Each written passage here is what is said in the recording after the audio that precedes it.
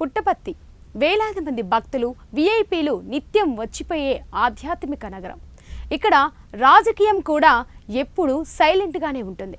అయితే ఎన్నికలు దగ్గర పడుతుండడంతో పుట్టపర్తిలో పొలిటికల్ హీట్ రాజుకుంది. పుట్టపర్తి వైసీపీ ఎమ్మెల్యే దుందుకుంట శ్రీధర్ రెడ్డి సొంత పార్టీ నేతలపై విమర్శలు గుప్పిస్తున్నారు. మళ్లీ టికెట్ దక్కించుకున్న సిట్టింగ్ ఎమ్మెల్యే శ్రీధర్ రెడ్డిని వైసీపీ నేతలతో ఉన్న విభేదాలు టెన్షన్ పెట్టిస్తున్నాయి. వారిని వైసీపీ పెద్దలు బుజ్జగించినా సెరా మామూలే అవుతుంది. ఇక మరోవైపు శ్రీధర్ రెడ్డిని వ్యతిరేకిస్తున్న నేతలు సమావేశమై అతన్ని ఓడించటానికి ప్లాన్ చేయడంతో చర్చనీయాంశంగా మారింది. శ్రీధర్ రెడ్డి బ్యాంకులను 900 కోట్ల పైగా మోసం చేశారని, ఆ డబ్బులు కట్టకపోవడంతో ఆయన ఆస్తులు వేలం వేశామని కెనరా బ్యాంకు ప్రకటించింది. దాంతో ఆయన ఒక్కసారిగా వార్తల్లోకి ఎక్కడంతో సొంత పార్టీలో వ్యతిరేక వర్గానికి టార్గెట్ అయ్యారు.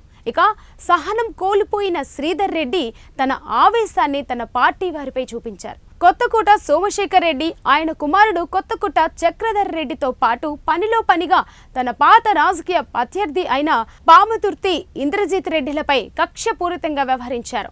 పల్ల రఘునాథర్ రెడ్డి, సోమశేఖర్ రెడ్డి కలిసి తనపై కుట్ర పన్నుతున్నారంటూ తన అనుచరణ ఘనంతో వారిద్దరిని దిష్టిబొమ్మలను దగ్ధం చేశారు. ఇప్పుడు సీటు ఖరారు కావడంతో దిష్టిబొమ్మలు ధ్వంసం చేసిన ఎఫెక్ట్ ఇప్పుడు ఎక్కడ రిపీట్ అవ్వట్లేదో అని శ్రీధర్ రెడ్డి టెన్షన్ పట్టుకుంది. తనకు వ్యతిరేకంగా పనిచేయకుండా ఉండటానికి పార్టీ పెద్దలతో బుజ్జగింపులు చేసే పనిలో ఉన్నారు.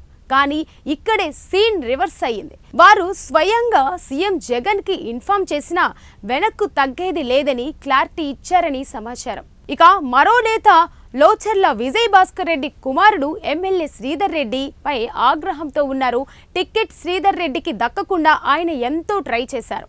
ఇప్పుడు ఆయనకే టికెట్ దక్కడంతో సపోర్ట్ చేసే ప్రసక్తే లేదంటున్నారు. పుట్టపర్తిలో మంచి పలుకుబడి ఉన్న నేతల్లో ఒకరు విజయ్ భాస్కర్ రెడ్డి. ఆయన తండ్రి పేరుతో పెద్ద కాలనీ ఉందంటే ఆయనకు ఎంత పేరు ఉందో అర్థం చేసుకోవచ్చు. అలాంటి ఆయన్ని రాజకీయ వైరంతో దూరం పెట్టారు ఎమ్మెల్యే శ్రీధర్ రెడ్డి. అంతేకాక ఆయన తండ్రి విగ్రహాన్ని కూడా ధ్వంసం చేయించారు. ఇప్పుడు ఆ ఎఫెక్ట్ మొత్తం తన గెలుపుపై పడుతుందని టెన్షన్ పట్టుకుంది.